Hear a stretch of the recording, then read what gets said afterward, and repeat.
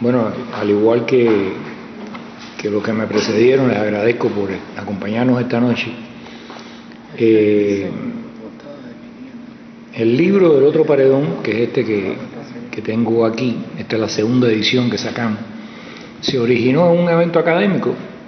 Fue un evento que organizó el Instituto de Investigaciones Cubanas de la Universidad Internacional de la Florida, de FIU, con la Universidad Rey Juan Carlos en Madrid. Y el evento era sobre la historiografía y la política, o sea, los vínculos que mantenía la producción historiográfica con los recovecos que seguía la política en distintos lugares, en particular en el caso cubano. Cuando estábamos en el evento hubo además un panel específico que se dedicó a el uso de la historia para fines de la propaganda. Y entonces en ese panel, ahí yo hice una intervención que está recogida aquí en forma de, no de presentación, sino ya como parte de una investigación más amplia que hice sobre el empresario Barletta, sobre el que hubo una todavía sostenida campaña de desprestigio por parte de los medios oficiales cubanos. Y estaba el historiador Rafael Rojas, que hizo un análisis conceptual del fenómeno en su conjunto. Estaba la doctora Uva de Aragón, que explicó la manera en que su padrastro, el doctor Márquez Sterling, había sido, bueno, primero hubo 2 atentados contra su vida hechos por el 26 de julio, en la época de la República, y posteriormente cómo se había denigrado su figura continuamente, habiendo sido el que había presidido la Asamblea Constituyente en 1940 y siendo un hombre que murió no en la pobreza, pero sí en una forma modesta, humilde y decente. Ella también, su historia está recogida en este libro. Invitamos entonces a que formaran parte del libro a personas que tenían procedencias ideológicas y políticas distintas, totalmente distintas, como era Carlos Alberto Montaner y como era Ana Julia Falla. Ana Julia Falla era conocida mía desde la época de los años universitarios, habíamos estado los dos en el llamado, la revista Pensamiento Crítico, en el departamento de filosofía. Pasamos el proceso de purga de los años 70, a ella le tocaba todavía una segunda purga en el Centro de Estudios de América, y veníamos de la fila del marxismo, veníamos de la fila de, en el caso mío incluso mis padres eran militantes del viejo Partido Comunista, y en el caso de ella una familia que de muy al principio se apegó a la revolución. Sin embargo, curiosamente los dos terminamos en Canadá, por vías diferentes, pero como personas que habían tenido una honrada fe en aquel proceso, terminamos siendo perseguidos por el proceso. A ella le pretendieron montar, eso no sale en el libro, una anécdota que le voy a relatar, a ella le pretendieron montar o involucrarla en un proceso de asesinato porque había vendido su automóvil supuestamente a unas personas que habían estado involucradas en un asesinato, entonces querían por ese medio, cuando ya estaba en desgracia, involucrarla. En el caso mío, esto es una historia que jamás he contado. En una ocasión yo tenía que ir con unos extranjeros después de haber ido con los extranjeros, en una segunda ocasión tenía que haber montado en un barco para hacer una filmación de un lugar donde esos extranjeros querían hacer una inversión, querían construir un hotel.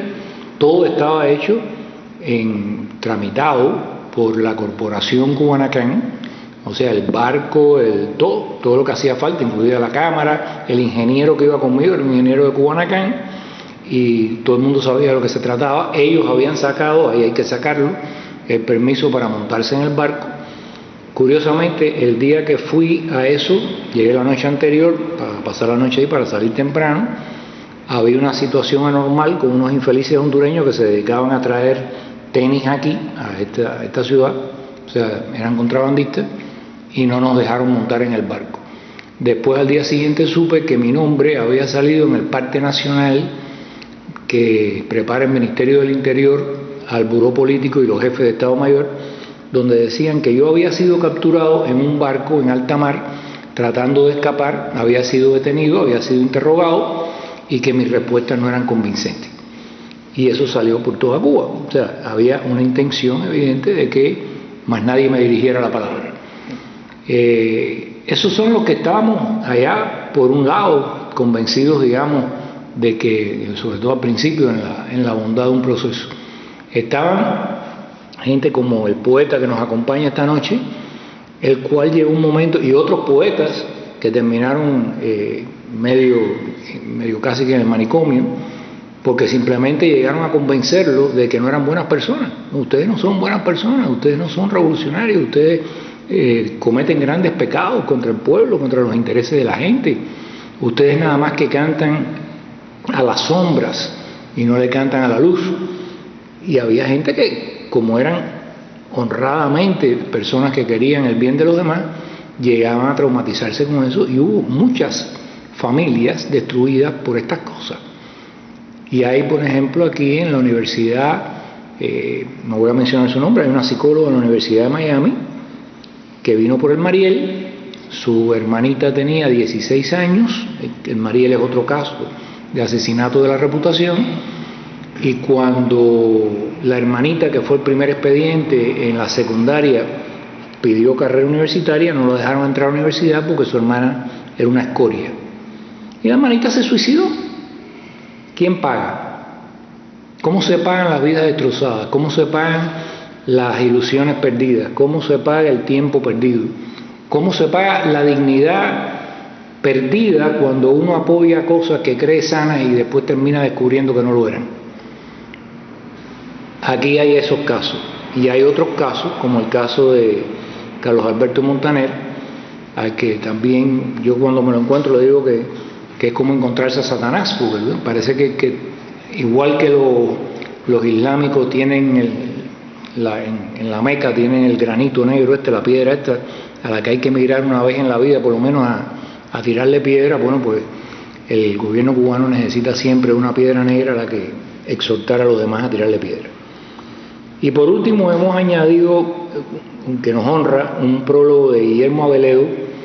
Guillermo Aveledo, posiblemente muchos de ustedes lo conozcan, es un politólogo venezolano, fue un parlamentario muy reconocido, presidente del Partido Demócrata Cristiano en una época, y fue el que presidió la mesa de la oposición que logró conciliar sus posiciones para una candidatura única ahora en Venezuela. Y él es el que escribió en el prólogo, donde dice que lo terrible del asesinato de la reputación es cuando a uno lo asesinan físicamente, se muere una sola vez y ya, pero cuando lo asesinan la reputación lo matan todos los días. Y eso, por supuesto, es una técnica que Cuba ha exportado a Venezuela. La aprendimos de los soviéticos y ahora la exportamos a otros lugares. Y también invitamos a un periodista italiano que fue el que tradujo al italiano y publicó en Italia el libro de Giovanni Sánchez, Giordano Lupi. Y él nos explica cómo en los medios de izquierda, en algunos medios de izquierda, para ser justo, en Italia, en Europa, funcionan los paredones cubanos de asesinato de la reputación con el apoyo de personas que se prestan para expandir rumores, atacar la reputación de personas como la propia Giovanni Sánchez y como todo aquel que sea por la izquierda o por la derecha, porque a fin de cuentas eso es lo que menos cuenta en el caso del gobierno cubano, discrepan de las políticas que tengan lugar en La Habana. Entonces, ese es el origen de este libro. De esa manera es que conecta con esta historia y ya no tomo más tiempo para eso. Lo único que quiero decir es que el asesinato de la reputación de una persona no es lo mismo, al que nos referimos, cuando lo hace un Estado, que cuando lo hace un candidato presidencial en Estados Unidos contra otro. No es lo mismo cuando un cliente insatisfecho en un restaurante empieza una campaña contra el restaurante. No es lo mismo cuando un Estado tiene todos los recursos en su mano para ejercer este tipo de terrorismo intelectual. Y no es por gusto que los que se han especializado en el estudio de los genocidios en el mundo, dicen que uno de los indicadores tempranos de que un genocidio puede ocurrir o una masacre puede ocurrir es cuando se producen exhortaciones a la población a liberarlos de toda culpa en caso de que agredan a seres humanos como ellos. Esa es la importancia de estos temas. Gracias.